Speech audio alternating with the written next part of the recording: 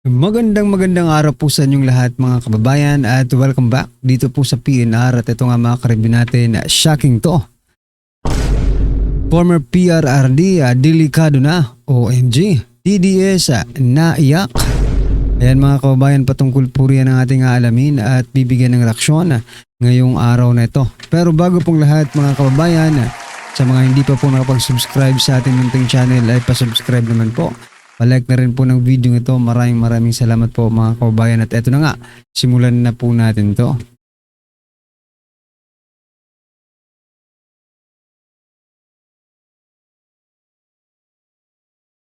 At eto nga mga karibyo natin, bago natin i-play ang video ito, pasadahan po muna natin ang mga nagtitrending na mga balita dito po sa mundo ng social media at unahin na po natin to. Nako, ito pong si Senator Bato at Marcoleta, no? Sabi po dito sa caption na PBBM administration may ibang pakay kay PRRD kaya nagpadala ng mga tauhang taga Philippine Embassy sa The Hague. ICC pinayagan ng Philippine Embassy na dalawin si PRRD samantalang hindi nila pinayagan ang mga senador na taga-suporta niya na madalaw siya. Nako po, eto mga kabayan, pakinggan po natin to. Tama rin po ba na magsuspecha ang representasyong ito, Ginoong Pangulo, na mayroong double standard ang International Criminal Court? Sapagkat kung talaga pong mahigpit ang kanilang panuntunan na miyembro lang ng pamilya o kaya miyembro ng legal team ang pwedeng dumalaw sa kanya, bakit po yung welfare team na yun, kung totoo mang welfare ang kanilang hinahanap, ay pinayagan ng ICC? Sa makatwid po, ako po'y nagsususpecha na talagang hindi na parehas ang pagtingin ng International Criminal Court. Tama po ba ako ay magsususpecha ng ganon, Ginoong Pangulo? Tama po, Ginoong Pangulo, dahil ano ba ang diferensya between a Senator of the Republic of the Philippines at saka yung mga opisyalis ng Embahada ng Pilipinas doon sa The Hague? Bakit sila pinagbigyan tapos ikaw hindi? I'm quite questioning the standards of the ICC as far as visitation rights is concerned, Mr. President. Tama rin po sigurong isipin natin, Ginoong Pangulo, na ang pinakatapat na testimonya ng isang tao na naglalagak ng katapatan sa puso niya na gusto niyang makita talaga ang kalagayan ng Pangulo, ay lalong maisip niya na para siguro mailagak mo sa talagang tamang welfare o pagkalusugan ng dating Pangulo, pinakamabuti na yung ikaw na rin siguro magsakit, magsikap na makiusap para ang dating Pangulo siguro habang pending ang kanyang trial, ay payagan siguro makauwi sa kanyang bansa. Yun ang pinakatapat na manifestasyon ng sino man kung ang talagang kalagayan ng Pangulo ang kanilang inaalaga. Yes, Mr. President, that is the ultimate manifestation of your concern about the welfare of the former president. If you really want him to be in good condition, if you want him to be, if you are after for his welfare, then I think the best thing to do is to bring him home. So yan mga kababayan, yan po, sa kabila po ito ng pagbisita ng mga tauhan ng Philippine Embassy sa The Hague, na kung saan natagpuan naman, after nila mag-visit, natagpuan naman pong unconscious, no? Itong si former President Duterte. Ano po ang inyong masasabi dyan mga kababayan? I-comment nyo na lang po. At eto, pasadahan din po natin si Claire Castro kasi binibira niya si Attorney Kaufman sa mga nangyari ngayon, no? Binira ni Yusek Claire Castro si Attorney Kaufman. Sabi po dito ni Castro, Attorney Kaufman appears to have mastered the art of twisting some facts. Nako po, matinding akusasyon ni Castro. Kasi magpakita siya ng magpakita po siya ng mga ebidensya that Attorney Kaufman is twisting some facts na sinasabi niya. Ito naman po ang sagot ni Attorney Kaufman, no? Sabi niya po dito, who better than Attorney Castro to understand the art of manipulating facts. Let me remind her of what President Marcos wrote to Vice President Duterte on 15th December 2023. This government, kinote niya po, this government will not assist the ICC in any way, shape, or form. O, sino po ang nagtitwist ng facts, mga kababayan? Diba? O, diba? Mukhang kayo yata, Castro. Tapos ngayon, aakusahan mo pa si Attorney Kaufman. Nako po. Samantala sa ibang balita, mga kababayan, eto naman, President Bongbong Marcos Jr., hindi na po mauulit. Tagabantay lang kami ng pera ninyo. Isa lang, hindi ko pa naririnig yung speech niya, pero isa lang ang pumasok sa isip ko. Tagabantay nga kayo, ninanakawan nyo naman. Diba? Eto, pakinggan po natin, bigyan na rin natin ng reaction to. Titiyakin po natin na hindi na po mauulit yung ating nakita. Titiyakin po natin na bawat sentimo na pera ninyo, hindi na Parang narinig ko na yan kay Sandro Marcos, kay Speaker Martin Romualdez, at dito sa mga tonggrista. At iisa lang pong sinasabi nila, bawat sentimo ng pera ng bayan ay magagamit sa matitinong paggamit. Pero anong ginawa nila? Di ba? namin pera ito. Pera ninyo na ibinahagi Totoo. ninyo sa mga opisyal ng pamahalaan. Kami po ay kung tawagan custodian lang, tagabantay lang kami sa pera ninyo.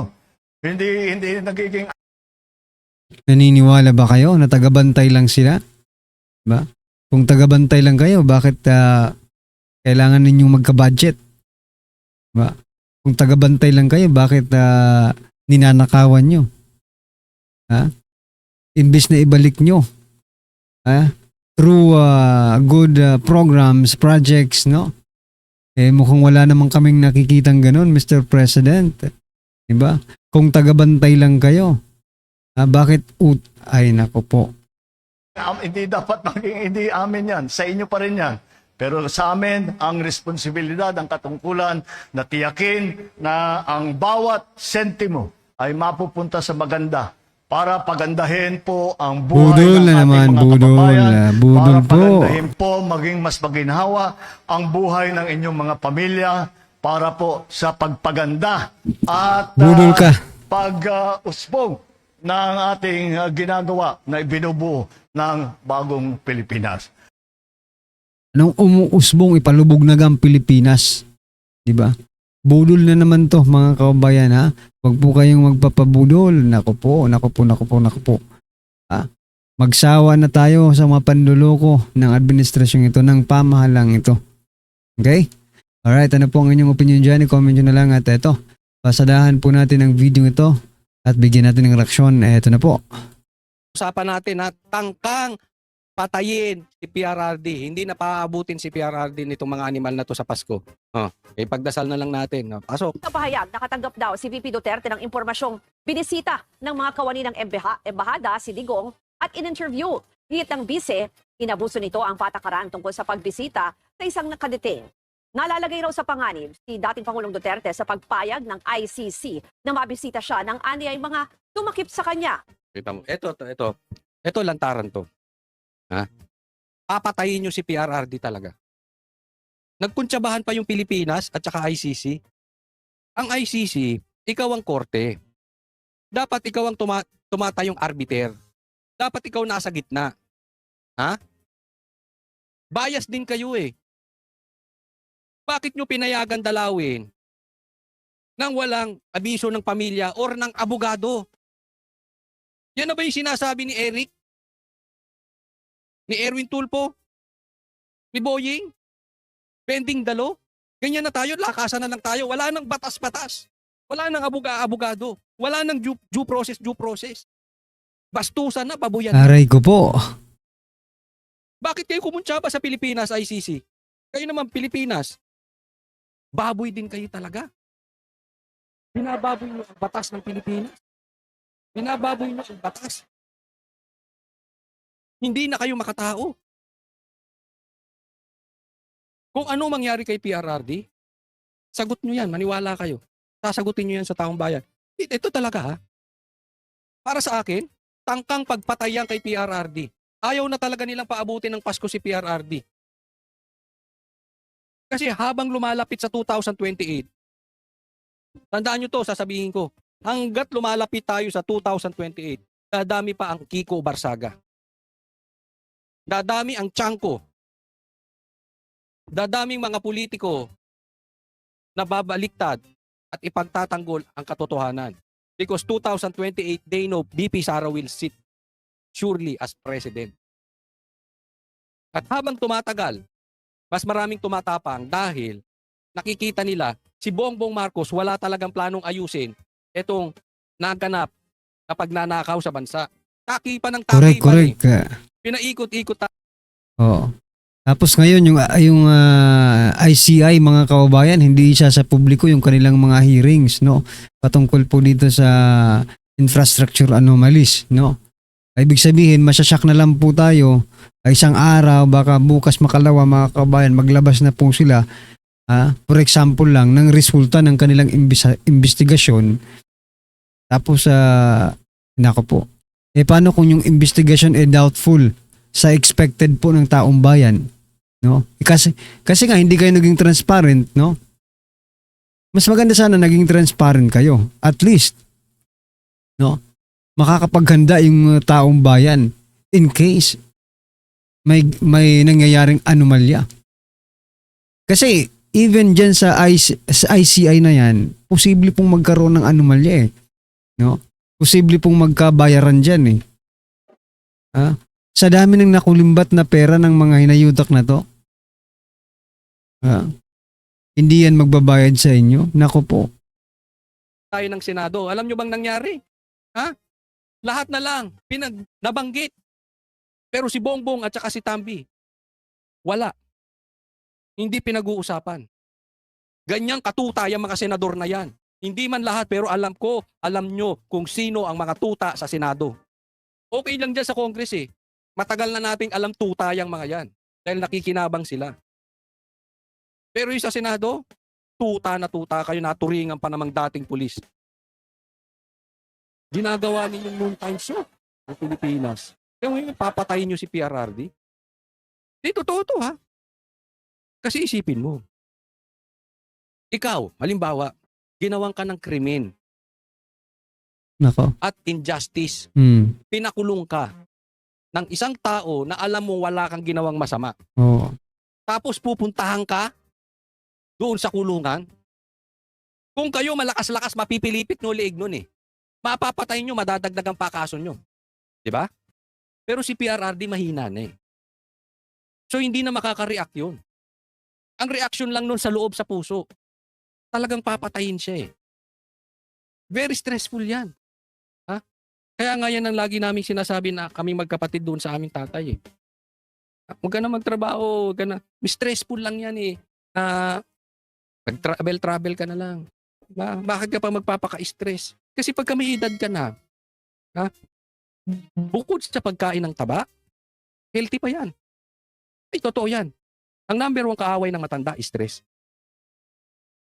Tapos gaganon ninyo. Dadalawin ka nang nagpakulong sa'yo. Ang baboy talaga ng gobyerno ito. Ang baboy. Tapos sasabihin nyo, ICC, dapat sa ICC tayo para patas. Bulok din kayo, ICC. May abogado, hindi kayo nagpaalam. May pamilya. Yung iba nga yung mga secondary family nga ni PRRD hindi makapasok eh. Tapos yung nagpakulong, papapasukin nyo. Grabe ka baboy nyo. Marcos, yung gobyerno mo, baboy ha. Hindi rin daw nito hiningi ang permiso ng mga kamag-anak ng dating Pangulo. Kung magpapatuloy ang ani ay mapanglinlang ng welfare check, dapat daw sagutin ng ICC at ng gobyerno ng Pilipinas sakaling may mangyari man sa dating Pangulo. Dapat talaga sagutin nila pero ayaw na nating dumating doon, BP Sara. Tigilan na nila yung katarantaduhan nilang yan. Hindi po pwedeng mababalik ba nila buhay ni PRRD? Tapos sasabihin lang nila nga inatake sa puso normal lang, normal death lang, di ba? Oh. Yun na yung sagot nila. Pero wala na po si former PRRD, wag naman sana mga kabayan. Di ba? Baka yun lang ang gawin nilang dahilan. Ha? Kaya talagang nanggigigil po ngayon ang mga Duterte supporters, mga kabayan, dyan sa ginawa nila. Kung yung pamilya nga, di ba? Hirap pang makita yung kanilang ama. Tapos eto pala, ganito lang kabilis pag nako po, Pilipinas. Okay sana kung yung walang pagdududa sa gobyerno yung yung mga Duterte supporters, 'di ba? Kaso dudable po talaga nagdududa po ang taong bayan sa mga ginagawa ng administrasyong ito. Whether dito sa Pilipinas or dyan sa Dahig, mga kabayan, dudable po ang taong bayan sa kanila. Bakit? Mga sinungaling. Mga trahidor.